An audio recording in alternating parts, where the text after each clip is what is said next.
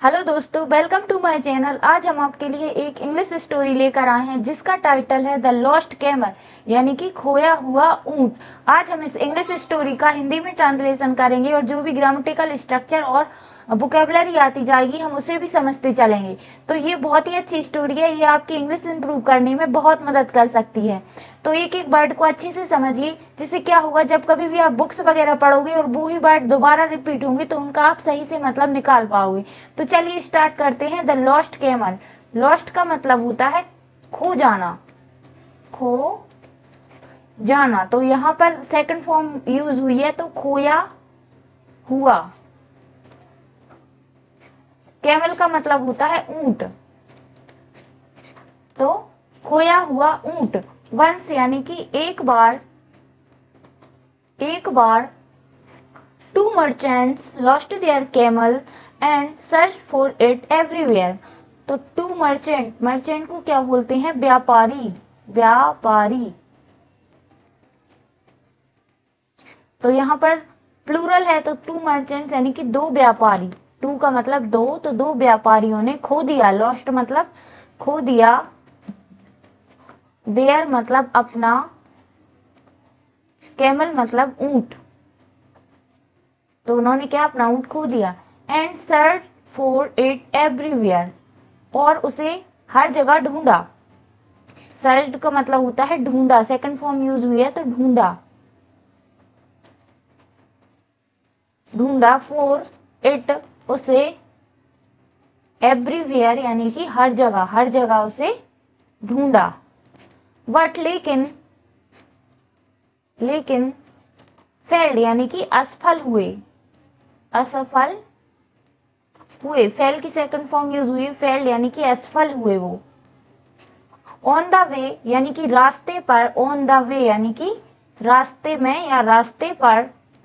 They met, उन, they met a पासरवार। पासरवार का मतलब होता है राहगीर, राहगीर। यानी कि दे यानी कि उन्हें या वे, मेट यानी कि मिले। मीट की सेकंड फॉर्म यूज हुई है मिले, एक, मिले या मिला, एक। पाशरवार का मतलब राहगीर, तो उन्हें क्या मिला? एक राहगीर मिला।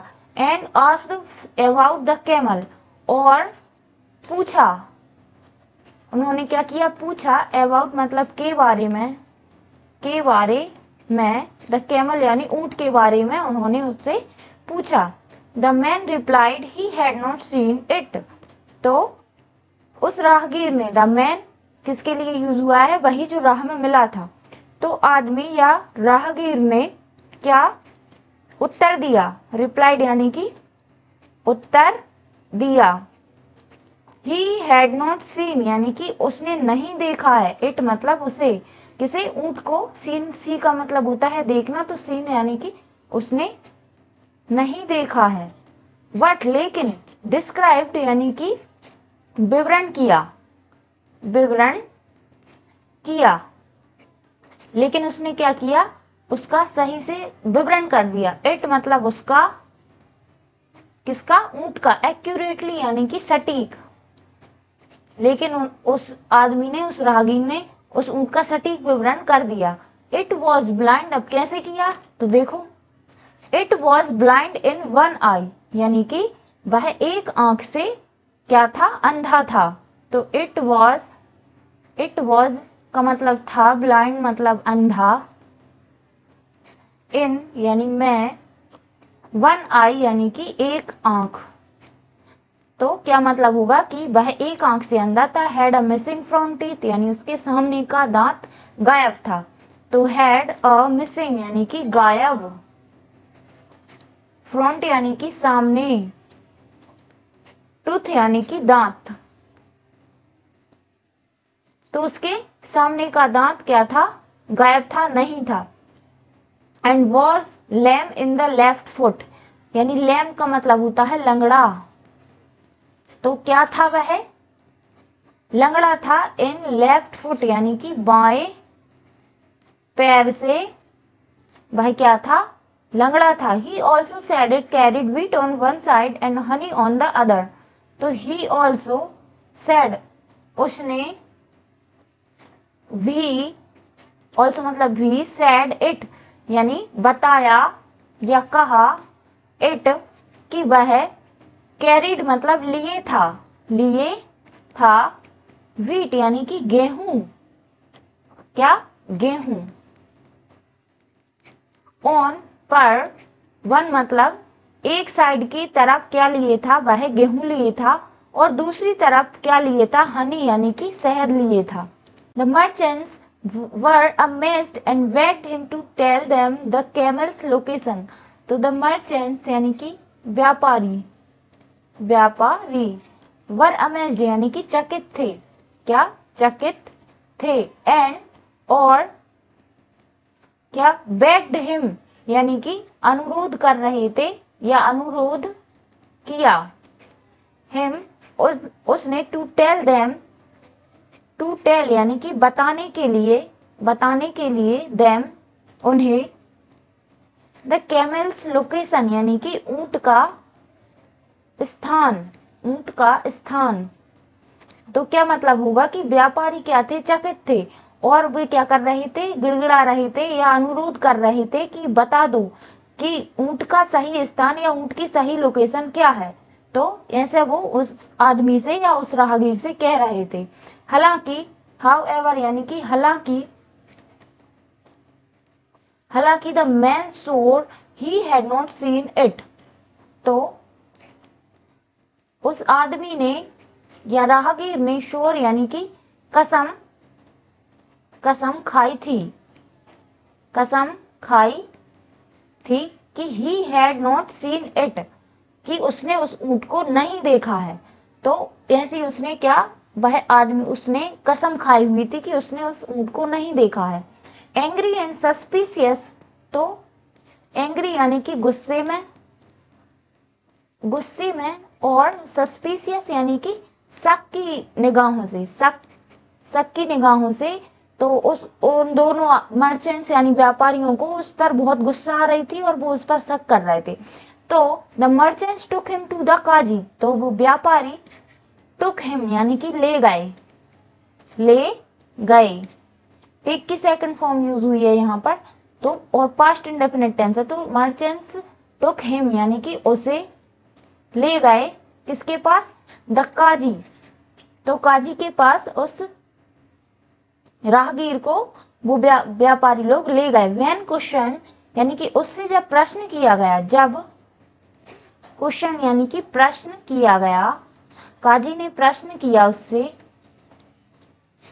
द मैन एक्सप्लेन यानी कि वह राहगीर जो था उसने समझाया या समझाई, हिज ऑब्जर्वेशन यानी कि उसने जो कुछ भी अवलोकन किया था, ऑब्जर्वेशन मतलब अवलोकन, तो उसने जो कुछ भी अवलोकन किया था, उसने जो कुछ भी ऑब्जर्व किया था, वह बात क्या की उस राहगीर ने समझाई। He noticed the camel ate grass only on the left side. तो ही नोटिस्ड यानी कि उसने, नोटिस्ड यानी कि नोटिस की थी वह चीज या ध्यान दिया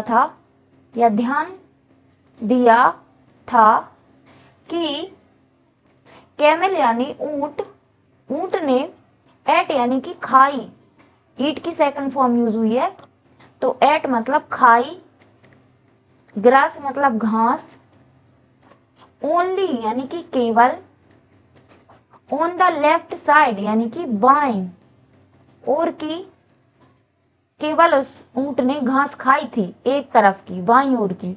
इंडिकेटिंग, इससे यह साफ होता है, इंडिकेटिंग मतलब कि यह डिनोट होता है या इससे यह साफ होता है कि ब्लाइंडनेस इन वन आई, तो क्या कि वह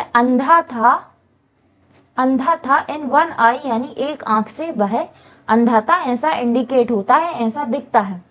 A tuft of grass was left uneaten in the middle. तो अ टफ्ट यानी कि एक गुच्छा ऑफ ग्रास यानी कि घास का एक गुच्छा, was left यानी कि बचा हुआ था, अनईटन यानी कि बिना खाया हुआ, इन यानी कि मैं, द मिडिल यानी कि बीच में। तो बीच में क्या एक गुच्छा घास का बिना खाया हुआ बचा था। यह उसने ऑब्जर्व किया, देखा। तो इस चीज से क्या शो होता है, शोइंग अ ब्रोकन टूथ, तो टूटा हुआ। इससे यह सिद्ध होता है कि उसका एक बीच का दांत टूटा हुआ था। तो ब्रोकन यानी टूटा हुआ। ब्रेक की सेकंड फॉर्म यूज हुई है ब्रोकन, यानी कि इससे यह सिद्ध होता है कि उसके बीच का दांत टूटा हुआ था। Fainter footprints on the left reveal the lame foot, यानी कि फेंटर मतलब हल्के या धुंधले। फुटप्रिंट्स यानी कि पैरों के निशान। ऑन द लेफ्ट यानी कि बाईं ओर के हल्के धुंधले पैरों के निशान। रिवील यानी कि यह दिखा रहे थे या यह उजागर कर रहे थे।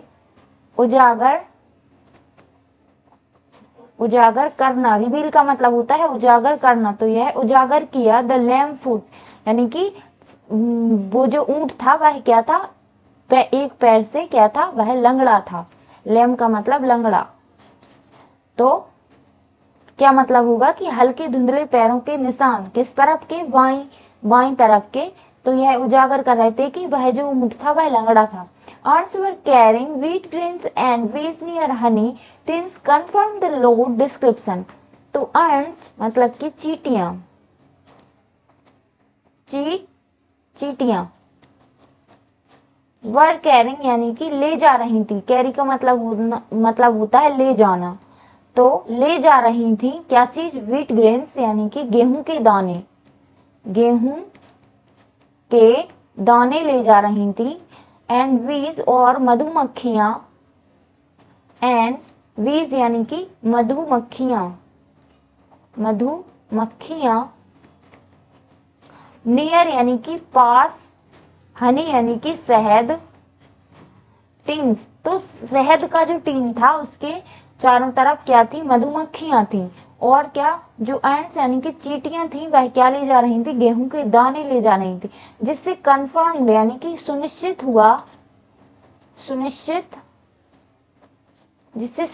हुआ क्या चीज, लोड डिस्क्रिप्शन यानी कि उस पर कुछ सामान लदा हुआ था। लोड यानी कि लदा था, डिस्क्रिप्शन यानी कि विवरण। तो जिससे क्या पता चलता है कि उस पर कुछ सामान लदा हुआ था। Impressed by his wisdom, the Kaji praised the man's common sense. तो impressed यानी कि प्रभावित हुए by his wisdom यानी उसकी wisdom यानी कि बुद्धिमत्ता, उसकी बुद्धिमत्ता से क्या हुए, काजी जो थे वह इम्प्रेस्ड हुए, प्रभावित हुए। द काजी प्रेस्ड यानी कि प्रशंसा की, प्रेस्ड का मतलब प्रशंसा करना।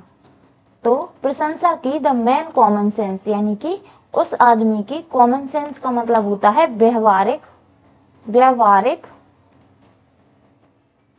बुद्धि की, क्या की, उन्होंने तारीफ की, प्रशंसा की। एंड स्कॉल्डेड यानी कि डांटा उन दो मर्चेंट्स को, व्यापारियों को डांटा। फॉर अक्यूजिंग यानी कि आरोप लगाने के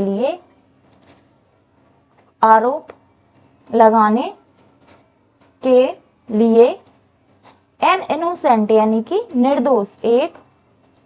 निर्दोष व्यक्ति पर, पर्सन यानी कि व्यक्ति पर आरोप लगाने के लिए उन्होंने उन मर्चेंट्स को क्या किया, स्कॉल्ड किया यानी कि डांटा। The merchants realised their mistake, तो व्यापारियों को क्या, रियलाइज्ड यानी कि अनुभव हुआ या उन्हें अपनी गलती का एहसास हुआ। रियलाइज्ड मतलब एहसास हुआ। देयर यानी अपनी, मिस्टेक यानी गलती का एहसास हुआ। एंड लेफ्ट इन साइलेंस, और वो क्या हुए, वहां से चुपचाप चले गए। तो ये रहा हमारी आज की स्टोरी का हिंदी में ट्रांसलेशन। Thank you.